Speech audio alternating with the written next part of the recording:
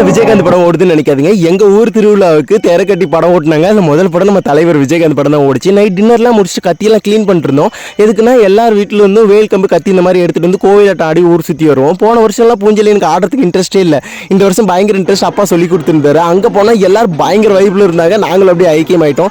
எனக்கு தெரிஞ்சு ஏன் இந்த மாதிரி ஆடுறோம் அப்படின்னா, அந்த காலத்தில் இந்த சீசன் அதாவது மழைலாம் பேஞ்சு நல்லா பொதரு மரம் எல்லாம் நல்லா வளர்ந்துருக்கிறதுனால ஊர் சுற்றி அந்த காலத்தில் போகும்போது மேபி அனிமல்ஸ்னால ஏதாவது தொந்தரவு இருந்திருக்கலாம். அதுக்காக வேல் கம்பு கத்தி எடுத்துக்கிட்டு போயிருக்கலாம் அப்படின்னு நான் நினைக்கிறேன். ஸோ அதை அப்படியே ஃபாலோ பண்ணிக்கிட்டே வரும்.